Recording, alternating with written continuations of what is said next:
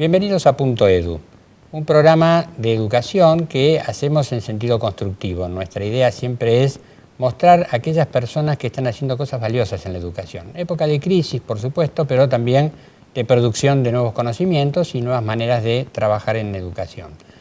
En este sentido, nosotros nos planteamos siempre una mirada más amplia que la escuela, la universidad, el colegio. Siempre pensamos en la educación en sentido amplio. Por eso hemos planteado lo que ocurre cuando el egresado de la universidad, a veces el colegio, está buscando su salida laboral, extender la mirada un poco más allá. Por eso Laura les presenta entonces a la entrevistada del día de hoy. Así es, Carlos. Para nuestro programa de hoy pensamos en la licenciada Cecilia Lucía Puig como la persona idónea para conversar justamente sobre estos temas que vos planteabas, Carlos, que tienen que ver con esta inserción, con estos nuevos paradigmas del mercado laboral y pensar en lo que son los jóvenes profesionales hoy. Cecilia tiene mucha experiencia en este sentido y la formación también acompaña esto. Ella se dedica a la comunicación, a los medios de comunicación, pero con un enfoque muy desde lo económico, desde lo administrativo. Cecilia es licenciada en periodismo por la Universidad de El Salvador, pero también tiene formación que complementa esta base con posgrados en administración en la Universidad de Belgrano y posgrados en la Universidad de Virginia. Se formó además como periodista en el diario Ámbito Financiero, en el área justamente de política y economía, pero hoy tal vez seguramente todos la conozcan mucho más por la presencia que tienen los medios a través de su programa en C5N y a través de la revista que ella dirige, que es Mañana Profesional. Por supuesto que Cecilia nace en un ámbito que favorece esto porque su familia ya estaba pensando en los medios desde mucho antes y conoce entonces lo que ocurre por detrás. Pero una vocación que nace temprano y que después se desarrolla y tiene éxito, también es atractivo para conocerla. Exactamente, y esta vocación por los medios se ha complementado con este interés, como decíamos antes, con lo que son los nuevos emprendedores, con lo que son los jóvenes profesionales, y a través de las entrevistas que ella hace en su programa Líderes, que sale en C5N, como mencionábamos, ha tenido también la posibilidad de conocer distintas organizaciones. Además es autora de libros dedicados a estas cuestiones de entrepreneurship y de management. Por todas estas cuestiones pensamos que Cecilia es la persona indicada para conversar sobre estos temas, sobre educación y mercado laboral. Esperamos que disfruten el programa con ella.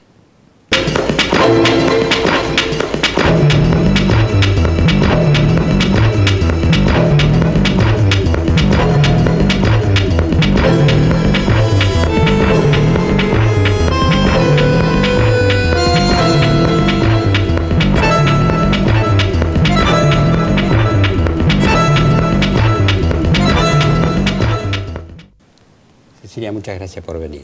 Es un gusto poder acompañarlos. Sabemos que te estás desempeñando en varias áreas, que tenés una carrera profesional importante, que sos conocida porque los medios te han hecho muy conocida, y nos atrae particularmente en un programa como el nuestro que se preocupa por la educación, que vos te preocupás por aquellos que la educación entrega para que después vayan desarrollando sus carreras, ¿no? Y es ahí donde a veces percibimos que hay cierta distancia entre lo que la escuela y la universidad producen y lo que las expectativas que tienen los empresarios, las empresas con respecto a lo que reciben. Vos lo percibís y además lo trabajás. ¿Cuál es el código diferente? ¿Cuáles son las cosas que hacen que el que se desarrolló a través de una universidad le cueste a veces insertarse en el mundo laboral? Yo creo que acá tenemos que ver la diferencia de las perspectivas, la perspectiva de las corporaciones, y es que estamos hablando de grandes empresas, porque me parece que la mirada es diferente si hablamos de grandes empresas, de pymes o de pequeñas organizaciones. Las grandes corporaciones tienen estructuras bastante rígidas, aunque hay determinado perfil de empresas que con los años se han ido flexibilizando, que son aquellas que necesitan contratar con mayor cantidad de jóvenes. Tal es el caso de una compañía como Accenture, por ejemplo, o como IBM, que encuentran en los jóvenes profesionales un potencial de desarrollo muy interesante porque venden los servicios de ellos a otros países. Lo que a veces sucede es que las generaciones más jóvenes se formaron en el colegio, estudiaron, hicieron su carrera profesional en la universidad y no siempre han tenido oportunidad de ir haciendo una experiencia laboral previa. Entonces se encuentran que el nivel de exigencias y el nivel de códigos que tienen las empresas son diferentes y que a veces la clase de taebo o de yoga o el spinning no entra y tienen que empezar a flexibilizar sus rutinas. Creo que una de las claves es empezar a observar los dos mundos. Las grandes corporaciones que quieren atraer a los perfiles más jóvenes se están flexibilizando. Pero los jóvenes profesionales que quieren ingresar a las compañías tienen que entender cómo funcionan las grandes organizaciones. Y para eso tienen que observar, tienen que investigar, tienen que prepararse. Porque creo que a veces lo que sucede con las generaciones más jóvenes es que a edades muy tempranas tienen que tomar decisiones sustanciales que les van a marcar un antes y un después en su carrera. Y que 10 años después van a estar condicionados si la primera oportunidad laboral la tomaron en el área de sistemas, en el área de recursos humanos, en finanzas o en marketing. Claro, porque el plan de carrera ya no depende solo de la empresa, muchas veces depende de lo que cada uno de ellos también quiera hacer. Si ellos empiezan por algún lugar y quieren trasladarse después a otro, a veces el salto es de empresa, ¿no? Absolutamente. Ahora, lo que creo es que a veces los chicos no le dedican suficientemente el tiempo necesario a hacer lo que yo llamo tarea del hogar. Cosas básicas como conocer sus características propias personales y decir cuáles son mis fortalezas, cuáles son mis debilidades, qué ámbitos tengo que fortalecer de mis características profesionales, aunque sean muy tempranas, porque un chico que recién está recibido no tiene mucho que poner en su currículum, pero de alguna manera lo que puede ofrecerle a las empresas o a aquellos a los que les venda sus servicios es un potencial. Y para ese potencial tiene que saber dónde tiene posibilidades naturales de ganar dentro del mundo del trabajo. Porque tratar de ingresar en áreas que no le van a ser naturales y donde no va a tener una ventaja competitiva sustancial, no le va a resultar algo positivo. De hecho, su carrera se le va a hacer más difícil. Ni siquiera grato, probablemente, ¿no? Estar en una actividad que a uno no le satisface del todo se le hace difícil, ¿no?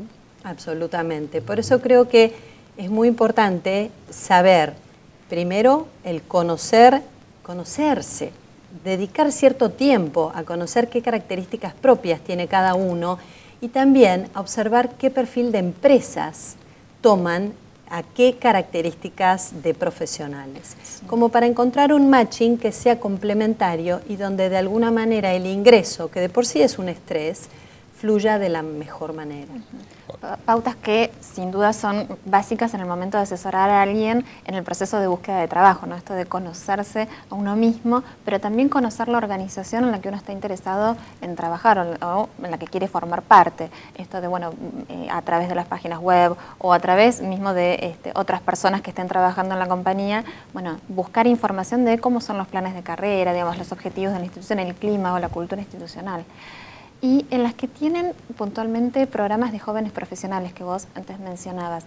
Estos programas, ¿no? Que seguramente bueno, tienen una duración de estos primeros años de carrera, ¿surgen necesariamente como objetivo de eliminar esta brecha de la que hablábamos con Carlos al principio, digamos, esta distancia que hay entre la formación académica y la práctica, o en realidad apunta a otros objetivos más propios de cada institución, de cada empresa? Yo creo que las empresas son conscientes de que necesitan reclutar talentos. Y creo que si los jóvenes profesionales encuentran y detectan cuáles son sus talentos, las compañías se están contratando. A veces uno ve búsquedas que participan 5.000 jóvenes y quedan 50, 100 jóvenes. Evidentemente están buscando talentos y están buscando algún perfil también que coincida con los de su empresa, ¿no? Uno ve que hay empresas que son muy flexibles y que hoy trabajan en un mundo muy competitivo, también trabajando sobre la creatividad. Hay otras que son muy estructuradas. Esto los jóvenes, ¿cómo pueden saberlo? ¿Cómo se pueden dar cuenta de esto? Yo creo que cada organización tiene códigos culturales que las definen. Desde la identidad visual de sus logos, los colores que utilizan, las estrategias de comunicación y de marketing que nos dan la pauta desde el tono de la comunicación de si son más rígidas o son más audaces, hasta las áreas de negocios particulares. Habitualmente, los estudiantes de finanzas, de sistemas y de ingeniería, por ejemplo, tienen una mente más rígida y estructurada que los estudiantes de comunicaciones, de marketing o de otro tipo de carreras. Lo importante es que no hablamos de que unos son mejores que otros. Unos son funcionales o no de acuerdo a dónde cada uno busca el lugar que le corresponde. El problema es cuando, para hacerlo de manera simpática, ofrecemos bife de chorizo a un vegetariano. Entonces, cuando una persona que tiene un esquema muy rígido va a una estructura muy flexible, donde necesita de sus empleados de una extremada capacidad de adaptación permanente porque el cambio es moneda corriente, no se siente cómodo.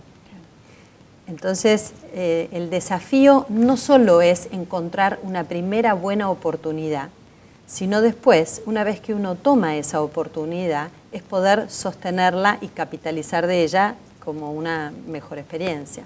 Vos has tenido la oportunidad de conocer a una empresa muy particular que es Google, que digamos, en esto de reclutar y de captar talentos es realmente un caso, medio un paradigma, ¿no? Digamos, contanos un poco, digamos, qué cosas has observado de esta empresa tan particular que está, bueno, justamente captando perfiles jóvenes, con estilos de trabajo diferentes, con intereses y gustos distintos, y bueno, y de hecho esta compañía ha encontrado la forma, bueno, como vos decías, ¿no? de generar estas oportunidades para chicos jóvenes de estas características. Mira, yo tuve oportunidad de conocer a Google en la casa matriz, en Palo Alto, California, y me llamó la atención que en la entrada de la empresa vos veías cualquier cantidad de portabicicletas, porque la mayoría de los empleados que no tienen más de 35 años, te diría que entre 20 y cortos y 30 y cortos,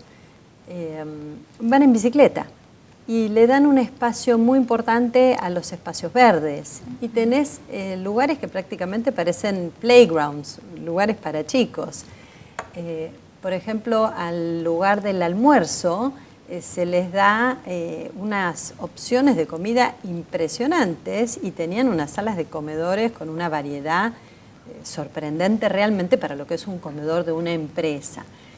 Pero creo que vos pusiste un tema muy importante al mencionar Google. Google es un paradigma de una compañía que marcó un antes y un después en lo que es la forma en que accedemos a la información. Fíjate que ya es tal el commodity que se maneja que vos hablas de googlear, independientemente de que lo hagas a través de Google o no. O de otro, claro. Fue lo que sucedió hace tanto tiempo con la Gillette, que una marca se apropió del uso de una hojita de afeitar. Entonces, me parece que Internet y que todo lo que fue y es el desarrollo de la web 2.0 y de las comunicaciones y de lo que es media en Internet, marcó un antes y un después también en la forma de trabajo. Ahora, no es casual que este tipo de empresas desarrollan ámbitos donde los jóvenes profesionales se sienten tan cómodos que prácticamente la incorporan como su casa. De alguna manera, la tecnología hizo que se bajaran las barreras tan rígidas de lo que era el hogar y el mundo profesional. Entonces, hay muchas empresas que al bajar esa barrera hacen que los empleados manejen agendas más flexibles, porque hoy la BlackBerry, hoy los iPads y las NePads y todas las variantes de computadoras que tienen acceso a Internet móvil te permiten estar comunicado en cualquier lugar. También implica una responsabilidad personal que tiene que tener el empleado, porque en ese ámbito no debe nunca perder de vista el objetivo, ¿no? Es decir, se crean climas, uno los disfruta, se siente como en su casa, pero al mismo tiempo sabe que tiene una respuesta que dar y que debe manejarla. No hay alguien que te está persiguiendo sistemáticamente, sino que es responsabilidad significa responder con habilidad. Y creo que una de las claves es hacerse cargo de las decisiones que cada uno toma. Es muy fácil en este desencuentro que a veces parece haber entre las exigencias de las empresas y los primeros empleos en los jóvenes profesionales, echarle la culpa al contexto, al entorno, macro, micro, que de por sí en nuestro país las excusas nos sobran.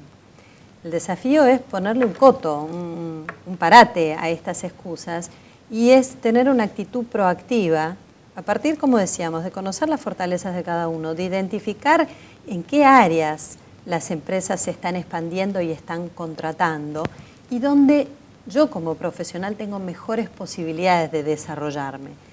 Ahora, a partir de ahí, las oportunidades rara vez nos vienen a buscar, salvo que seamos iluminados, y aún así, los grandes genios de la humanidad nos demuestran que lograron lo que lograron por una dosis no solo de talento muy elevada, sino, me atrevería a decir, de esfuerzo, de trabajo, de tenacidad, de compromiso, de responsabilidad, que son valores que a veces a la hora de los tiempos rápidos en los que vivimos pareciera que los tenemos un poco olvidados.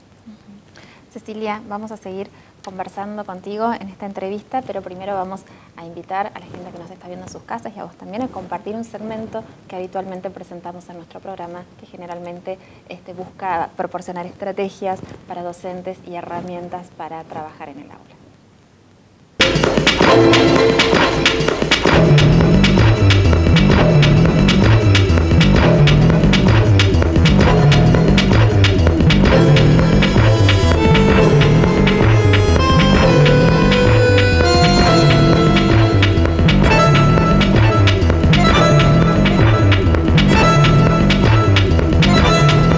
Hola, ¿cómo les va? Estamos otra vez en este segmento de Arte e Ideas, hoy con Menos es Más de Mies van der Rohe. Él fue un arquitecto muy importante que nació en 1886 en Alemania, seguramente contemporáneo de varios de los más importantes artistas modernos. Ya a principios de este siglo comienza a hacer sus primeros pasos en arquitectura, empleándose para el estudio de Bruno Paul, y allí comienza con sus primeras casas, como esta que en 1907 desarrolla, que es la llamada Casa Rill.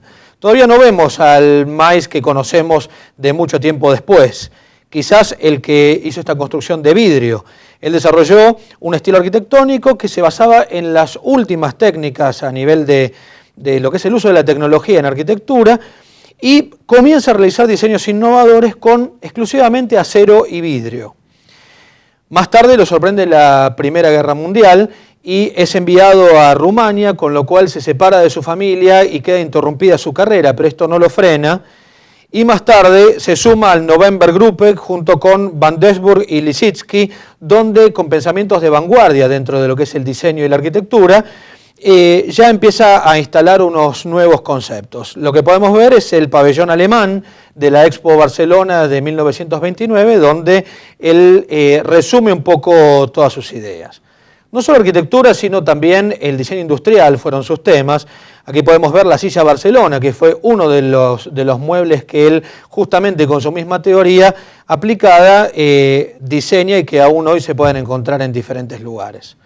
Su actividad académica y sus ideas, como veníamos diciendo, lo llevan a ser el director de la Bauhaus de Dessau, justamente hasta que se cierre por parte del régimen nazi en 1933.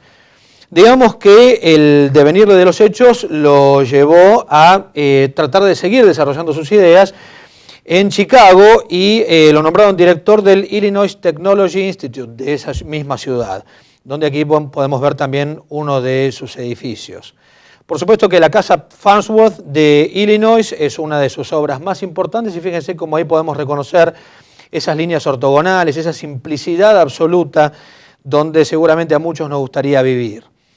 Aquí tenemos el Commonwealth Promenade Apartments, que es un desarrollo que él hace en la década del 50 con este concepto de muro cortina de cristal, donde es prácticamente todo vidrio y metal. Lo mismo el Seagram Building, otro edificio muy importante.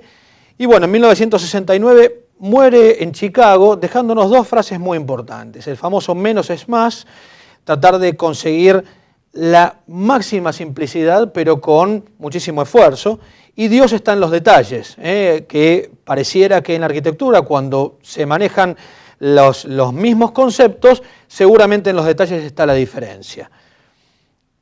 Lo interesante de este tema es que hoy hablamos de minimalismo en la arquitectura, en el interiorismo, hasta en la moda. Algunas ideas un poco sistematizadas. El rigor geométrico, la ética de la repetición, la precisión técnica y la materialidad, los materiales son bien visibles, la unidad y la simplicidad, la distorsión de la escala, el predominio de la forma estructural y el puro presente. No podemos decir que el minimalismo es un invento del siglo XX porque seguramente la cultura china hace algunos miles de años ya manejaban algunas de estas ideas. Pero sí podemos decir que a los artistas como Donald Judd, que es la obra que estamos viendo, seguramente Mies van der Rohe lo influyó, lo mismo que a Richard Serra con estas estructuras metálicas tan extrañas que expone y donde seguramente cuando estamos al lado de ellas nos sentimos tan chiquitos. La idea es buscar el mínimo auténticamente máximo.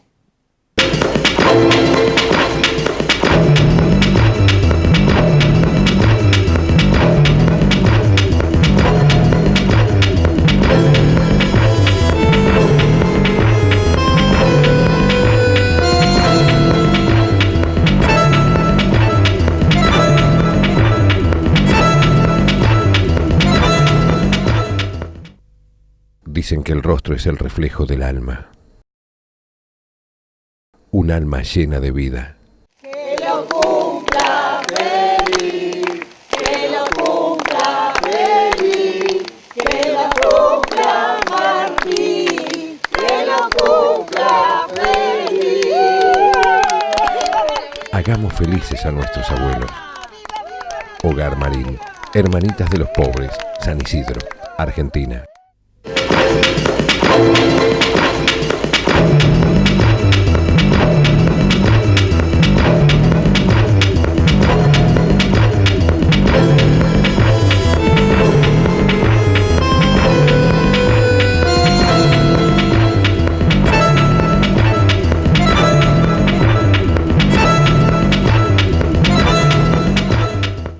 Continuamos en nuestro programa hoy con Cecilia Lucía Puig y justamente estábamos conversando sobre esta articulación entre la educación y este nuevo ámbito laboral, este nuevo mercado laboral con características diferentes y con nuevos paradigmas respecto de lo que es hoy ser un profesional en una empresa o en una organización. Y yo me preguntaba, vos mencionabas, por ejemplo, que hoy uno de los desafíos es el tipo de decisiones que tienen que tomar los jóvenes y esas primeras decisiones que van orientando su carrera profesional como una competencia a adquirir, ¿no?, por los chicos. Pero pensaba en qué otras competencias también exige este nuevo mercado laboral y en aquellas en las cuales, ¿qué estamos haciendo desde las escuelas? ¿Qué está haciendo la universidad para ir formando en ese tipo de competencias y en cuáles todavía tenemos asignaturas pendientes? Vos mencionaste una palabra que es el eje sobre el que ustedes trabajan, que tiene que ver con la educación. Una vez leí que decían, si crees que la educación es cara, probá con la ignorancia. Sí. Y en el fondo, me parece que una de las claves tiene que ver con la preparación que cada uno de los profesionales adquiere. No todos los profesionales son iguales. Aunque tengas muchos profesionales egresados de una misma carrera. Me parece que hay un tema de actitud, además de un tema de aptitud. Uh-huh. La aptitud es lo que nos hace aptos para incorporar la información y para prepararnos. Pero la actitud, a veces, es lo que nos da la diferencia entre la posibilidad de acceder a una mejor oportunidad laboral o de perderla. Creo que hoy las empresas requieren de profesionales jóvenes que tengan, por de pronto, una actitud positiva. Porque ya de por sí el mercado es complicado. Si además a eso le sumamos una actitud negativa o pesimista, es difícil de manejarlo. Entonces, me parece que la actitud es fundamental. Y esa actitud también, que parte de esa confianza en uno mismo, es lo que nos da el aire para decir... Yo sé que hay una buena oportunidad profesional esperando tal vez no sea esta. Para lograr esa oportunidad que estoy buscando, tenga que salir a generar un montón de oportunidades en las que me van a decir que no. Pero no es un no a la persona. Es un no a que en ese momento no hay una oportunidad abierta que le pueda dar cabida profesional a ese joven. Ahora, sí, los jóvenes pueden hacer muchas cosas para incorporar nuevas competencias que tienen que ver con las ventajas diferenciales con las que se pueden mostrar frente a las empresas. A partir del estudio de idiomas, el perfeccionamiento de idiomas, que muchas veces cuando hay muchos jóvenes profesionales, aquellos que hablan inglés, alemán, francés, italiano y que tal vez salen específicamente a buscar una oportunidad en una compañía de origen alemán o en una compañía de origen italiano o americana o inglesa, van a tener una ventaja de por sí competitiva mayor. Lo mismo cuando nos vamos preparando en diferentes facetas que hacen al uso de la tecnología. Hoy no podemos ser analfabetos tecnológicos. Creo que las corporaciones y las empresas buscan gente que tenga capacidad de liderar a futuro proyectos, que tenga iniciativa propia, que tenga responsabilidad, que de alguna manera, como nos decía Emerson, sepan que el pensamiento es la semilla de la acción. Entonces buscan gente que piense bien. ¿Por qué? Porque saben que la tecnología se puede comprar, pero el capital más valioso que tienen las corporaciones son los recursos humanos. Y en la medida en que seleccionen adecuadamente esos recursos humanos, van a ser el talento que se va a ir incorporando en todas las áreas que le va a permitir a esa compañía adaptarse a los tiempos que tiene que enfrentar y desarrollarse de manera exitosa para enfrentar mercados muy competitivos. Hoy en el mercado laboral hay una movilidad muy grande, ¿no? Entonces las empresas parecería que si bien capacitan a su gente, también van buscando perfiles en otras empresas y la gente va yendo de un puesto a otro, ¿no? Siempre me planteo, ¿no?, esto como un cambio muy notable que para mi generación no estaba previsto, pero al mismo tiempo como un desafío a las mismas empresas, porque digamos, atienden muy bien a su personal, se fijan en sus recursos humanos, pero estos recursos humanos son volátiles. Yo creo que a veces las generaciones más jóvenes no le quieren dar el tiempo que una posición requiere para ir pudiendo hacer carrera dentro de una empresa. Esto de que estamos acostumbrados a tiempos muy rápidos, tal vez la movilidad surge porque en el primer año o en el segundo año no accedieron a las promociones o a los cambios que hubieran buscado y entonces salen en busca de nuevas oportunidades. Como bien decías, históricamente los desarrollos de carrera eran mucho más lineales. Hoy, los cambios que se han producido en las empresas, que tienen que ver con las ventas de las compañías, con las adquisiciones de nuevas empresas, en donde cambian las culturas organizacionales, con los llamados los merge o las fusiones, que de por sí a veces hacen que de dos posiciones quede una. A ver, tenemos un entorno que ha cambiado drásticamente. ¿Por qué? Porque el contexto internacional cambió, porque el contexto local también cambia, porque la tecnología hizo que las compañías sean otras, las demandas de los consumidores cada vez son mayores. Entonces, las personas que trabajan dentro de organizaciones tienen que manejarse de manera muy armónica, también con capacidad de funcionar independientemente, pero tener muy claro cuál es el objetivo de la organización. Cuando los jóvenes profesionales perciben que los desarrollos de carrera no surgen como quisieran, o las compañías cambian de estrategia, esa inversión en esos recursos humanos se pierde. Creo que también el hecho de tener la oportunidad de generar nuevas oportunidades de trabajo enriquece a la persona. Antes estaba mal visto una persona que hubiera cambiado cada 2 o 3 años de empleo. Hoy ya no se percibe de esa manera. Pero incluso vemos que hay una diferencia entre lo que son los intrapreneurs y los entrepreneurs. Los intrapreneurs son los que desarrollan carrera dentro de las organizaciones, pero con códigos de los líderes de proyecto, de los dueños de sus propias organizaciones. Los entrepreneurs son quienes tienen una idea, la desarrollan y la ponen en funcionamiento en el mercado. Lo cierto es que también otro de los cambios importantes del mercado laboral hoy es que los profesionales pueden hacer carrera corporativa dentro de grandes o medianas organizaciones durante unos años y por diferentes circunstancias, sea crisis del 2001, sea crisis del 2005, 2007, hayan sido reestructurados y durante un periodo de sus carreras se dediquen a desarrollar sus propios emprendimientos. Vender servicios, por ejemplo, profesionales o vender productos. Entonces creo que también en el desarrollo profesional de un joven tiene que estar la incorporación de herramientas del perfil entrepreneur. Porque aquellos que saben manejar y liderar sus propios proyectos y administrarlos económicamente, porque la gran diferencia que hay entre los corporativos y los dueños de sus propias empresas es la administración integral, la gestión y el riesgo económico que implican. Creo que aquellos jóvenes profesionales que se vayan formando en esas dos grandes disciplinas van a tener una ventaja competitiva sobre el resto notable. Hoy se nota, o por lo menos dicen algunos empresarios, que en la juventud que llega y que está iniciándose laboralmente, a veces hay un cúmulo de exigencias a la empresa desmedidas en cuanto a lo que ellos todavía pueden brindar. ¿Esto se nota también? Sí, yo creo que sí. A veces me parece que el nivel de pretensiones de los jóvenes profesionales está en desencuentro con el nivel genuino de valor agregado que le pueden proporcionar a una compañía sin experiencia y sabiendo que la empresa durante los primeros años va a tener que formar e invertir en esa persona para que esa persona empiece a ser una persona que sea útil a la corporación.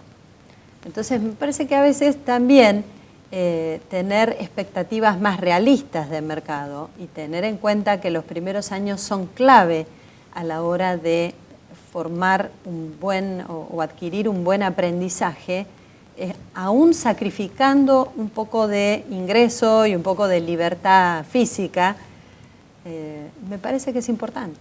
Algunos se plantean si no se está trasladando lo que pasa en el fútbol a lo que ocurre en las empresas, porque como la vida del futbolista es corta, se quiere hacer mucho dinero de entrada, y hay una mirada como que la carrera en las empresas también puede llegar a ser corta, por esto que decías de Google, por ejemplo, que 30 y algo, y bueno, como que después no hay mucho campo, a lo mejor se está buscando mucho los jóvenes, ¿no?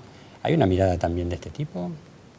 No creo particularmente que sea tan cortoplacista la carrera de desarrollo profesional. De hecho, creo que a partir de que se extiende la vida humana, también se extiende la edad o las décadas en las que uno es productivo laboralmente. Exacto. Ahora, nombramos Google también como un referente, como lo son compañías locales, claro, sí, donde vos decís, bueno, podés hablar de un Mercado Libre, que es una compañía también muy exitosa, que desarrolló un entrepreneur como Marcos Galperín y que hoy cotiza en la Bolsa de New York, o Boomerang, que es una compañía que se dedica a las búsquedas laborales a través de Internet. Podemos nombrar infinidad de compañías que están 100% ligadas a lo tecno, a Internet y a los códigos de desarrollo profesional virtual, me atrevería a decir. Ahora, también tenemos un mundo hard, un mundo duro, un mundo de ladrillos, que tiene exigencias de ventas, de presupuestos, de objetivos tangibles y realizables, de industrias que funcionan, que hay que moverlas, y para eso se necesita gente muy preparada. Gente que no es tan volátil, sino que incorpora conocimientos duros, conocimientos que puedan ser fácilmente medibles para la compañía y que les permitan funcionar. Me parece que cada joven profesional tiene que identificar, de acuerdo al área de carrera que eligió, qué potencial tiene. Hoy las compañías en la Argentina tienen una alta demanda de ingenieros, por ejemplo. Y hay muchísimos más jóvenes profesionales que se dedican a áreas más soft o más blandas, como lo son las comunicaciones, el marketing, y no tan duras, como lo es la economía, como lo es la ingeniería o la arquitectura. Me parece que las carreras duras en el origen dan mejor desarrollo y potencial económico a los jóvenes profesionales que las carreras más blandas, sin que esto signifique una generalidad. ¿Y coincidís con esto? Bueno, en alguna universidad, acompañando alumnos de secundaria, nos transmitían que siempre es mejor que los chicos tengan una formación inicial más generalista, más amplia, en carreras más tradicionales, y que luego sí, a lo mejor a través de posgrados vayan especializándose. ¿Coincidís en esto o te parece que a lo mejor una buena formación focalizada desde el principio puede ser conveniente? Creo que no son valores excluyentes, sino complementarios. Me parece que a veces pretender que chicos de 18 años, que todavía no tienen muy claro qué cosas les gustan, ni cómo es la aplicación de lo que están estudiando en el mundo profesional. Con la diversidad que hay hoy, además, Claro, ¿no? con Agregando, la atomización de exacto, carreras y de oferta de estudios que hay, tengan tan claras las decisiones, es difícil. Por eso es que me parece que darles un espacio de un par de años más generales les consolida la formación y les permite tener más claro hacia dónde se quieren orientar. De todas maneras, creo que cualquiera sea la carrera que elijamos, materias relacionadas a la administración, a los números, a las matemáticas, no les tenemos que escapar. claro. Porque nos ayudan a armar una mente más ordenada, una mente más previsible. Creo que uno de los temas que vivimos hoy es que estamos infoxicados. Estamos contaminados de tanta información. El conocimiento se quintuplica al año. No tenemos posibilidad de abarcar la diversidad de desarrollo de conocimiento, pero sí podemos entrenar nuestra mente. Hay un libro que leí que me encanta, que es Las mentes del futuro, de Howard Gardner, que habla del tipo de mente que yo necesito hoy aplicar al mundo que estamos viviendo. Estamos abriendo un tema que es muy educativo, así que aprovechamos, hacemos el corte, vemos este bloque y volvemos con Cecilia Lucia Puig, que nos está presentando un tema que sí nos apasiona desde el lugar donde estamos en Punto Edu.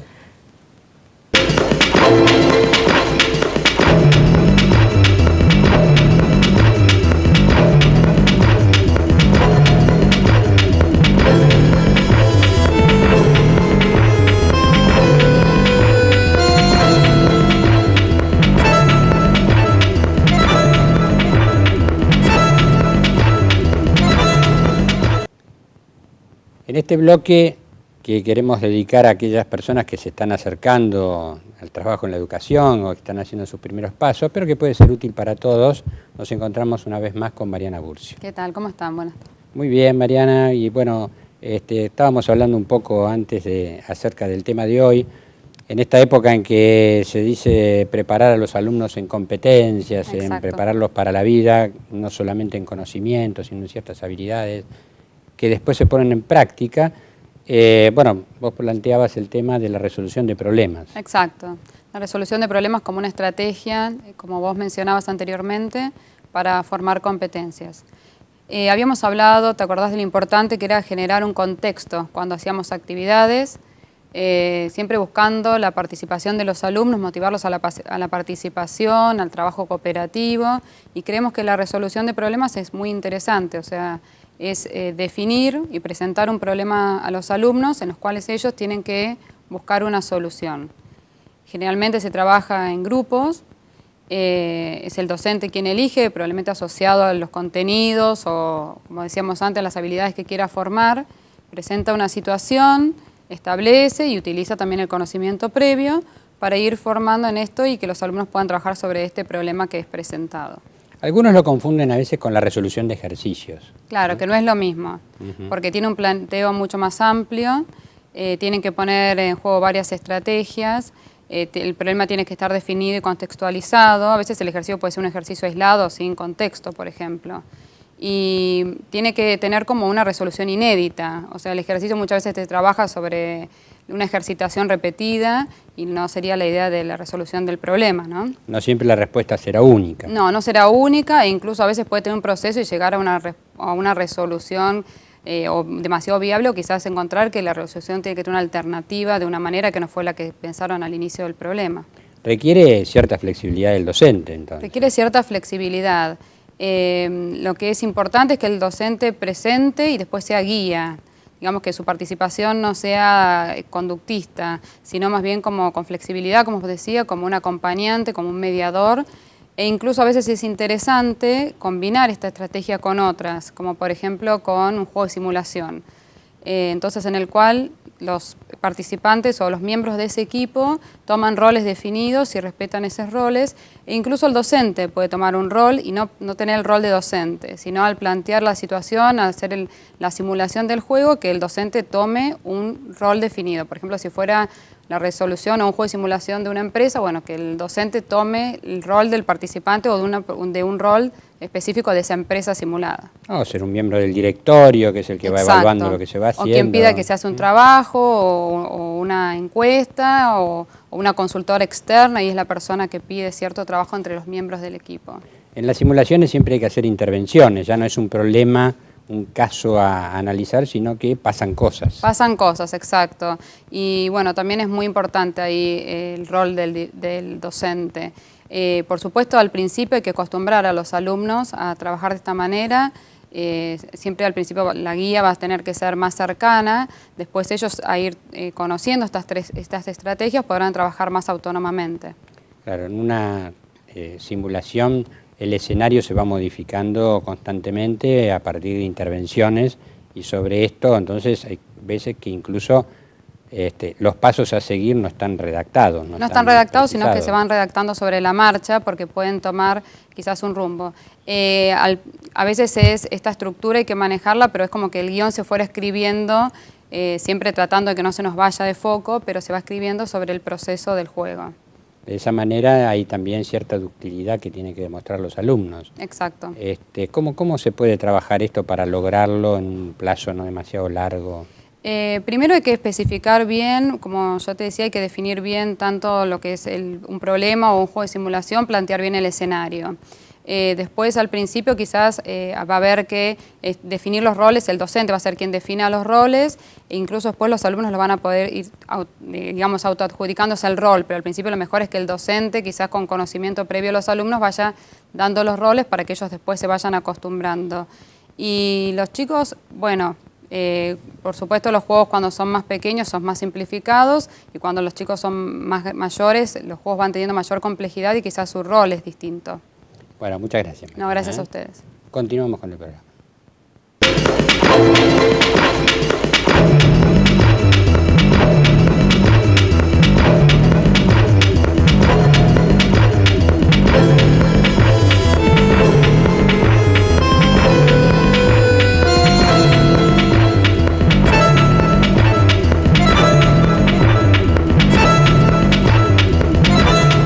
Dicen que el rostro es el reflejo del alma. Un alma llena de vida. Que lo cumpla feliz, que lo cumpla feliz, que lo cumpla Martín, que lo cumpla feliz. Hagamos felices a nuestros abuelos. Hogar Marín, Hermanitas de los Pobres, San Isidro, Argentina.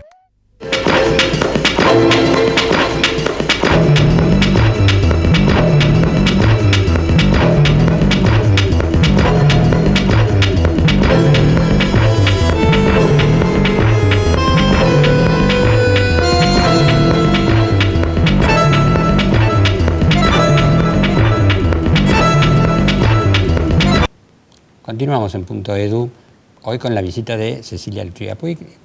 Bueno, estábamos aquí dando vueltas alrededor de diversos temas, y vos tocaste uno muy interesante, que es el de Howard Gardner, con el tema de las mentes del futuro.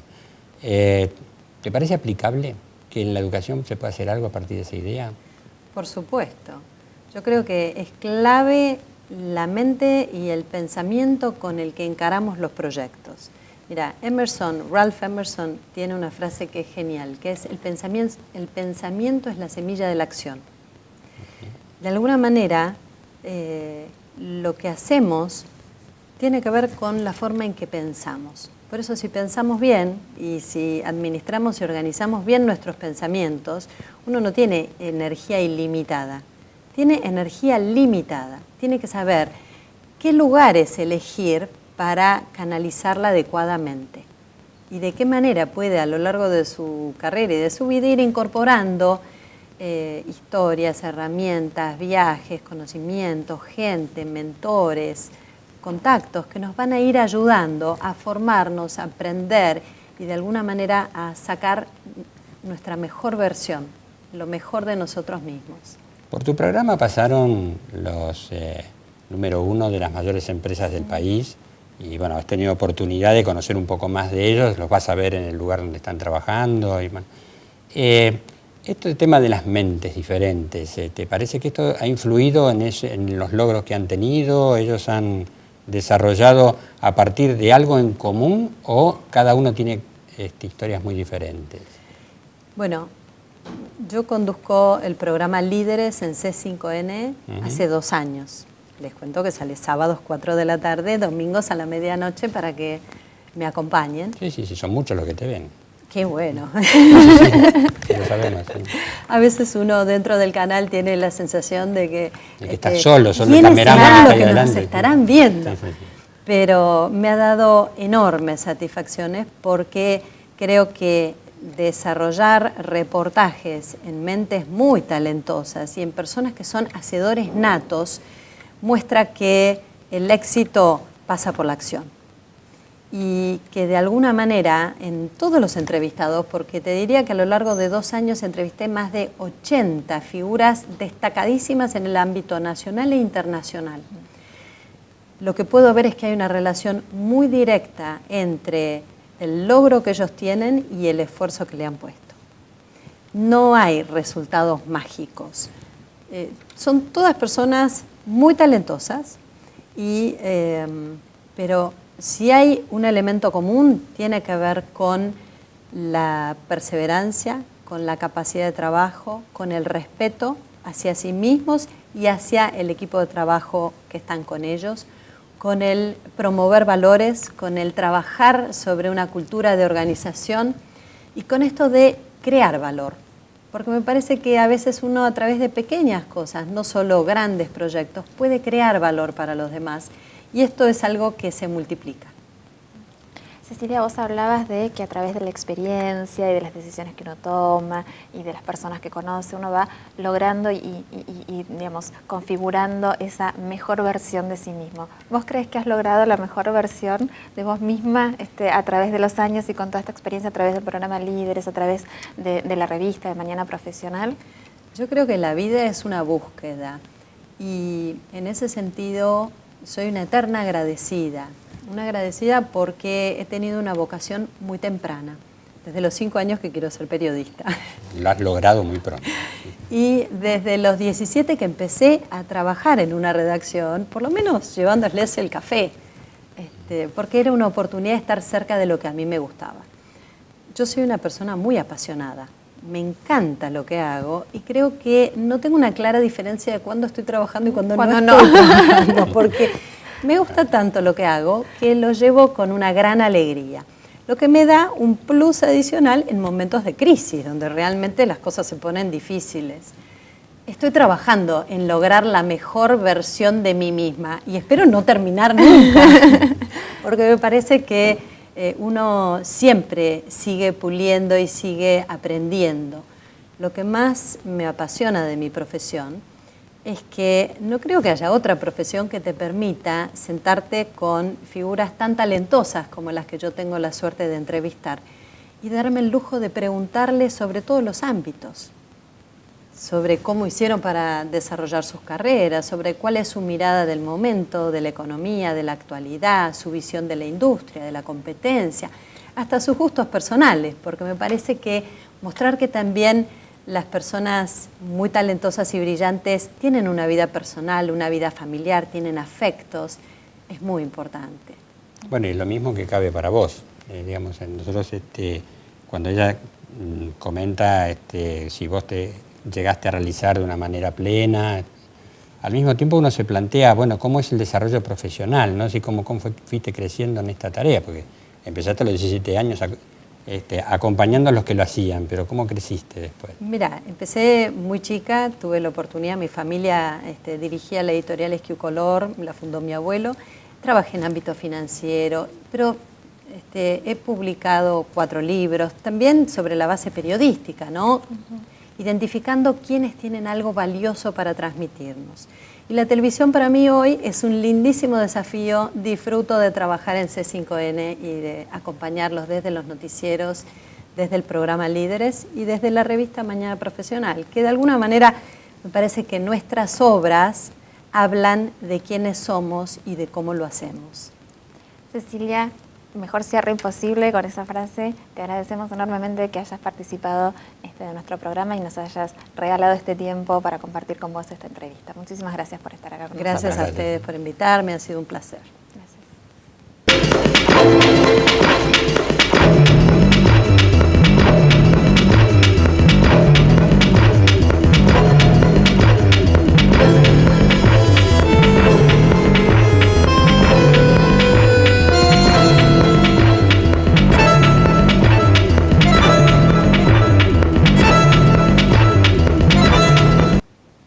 Muchas veces hemos dicho que la educación no termina hoy cuando uno recibe un título, sino que continúa a lo largo de la vida. Y cuando decimos esto, muchas veces pensamos en el desarrollo profesional, en los aprendizajes, los cambios que hay en la sociedad, pero no nos habíamos planteado este otro aspecto que es entrar al mercado laboral, que a veces uno va haciendo pequeños pasos previos para llegar a esto, que sería lo más recomendable, pero las exigencias del estudio hacen que algunos tengan que tomar esas decisiones después.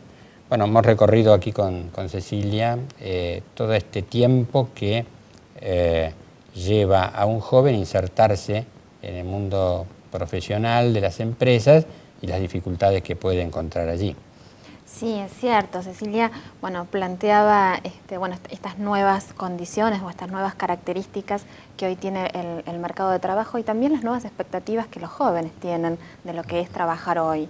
Y una de las cosas interesantes que me parece importante rescatar es que en este vínculo, ¿no?, donde la persona se involucra con alguna organización desde lo laboral, no solo es importante conocer la organización en la que uno se está presentando, en la que uno se va a insertar, sino, como algo fundamental, conocerse uno mismo, conocer cuáles son los puntos fuertes, las fortalezas, lo que cada uno tiene para aportar a esa organización como una muy buena carta de presentación, pero también como ese potencial que uno va a desarrollar y que, es el que va a ir gestando ese camino y esa carrera profesional. Sabemos que un segmento importante que sigue el programa nuestro es el del campo educativo, ¿no? Y aquí pensamos que puede haber motivo para reflexión.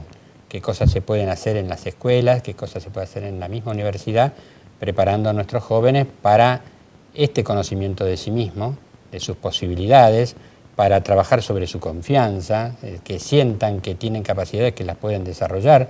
Cecilia lo decía en el programa, incluso fuera de él, con mucho entusiasmo, mucho empuje, que cada uno tiene potenciales, pero tiene que estar convencido de que los puede llevar adelante.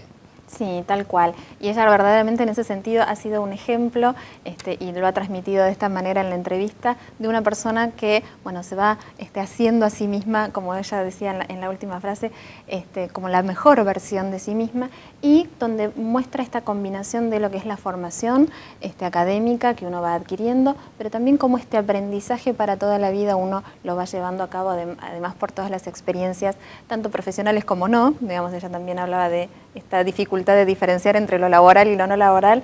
Me parece que ha sido un ejemplo muy interesante para conversar justamente sobre esta cuestión, sobre lo que es la formación y también, la inserción en el ámbito laboral de una manera profesional.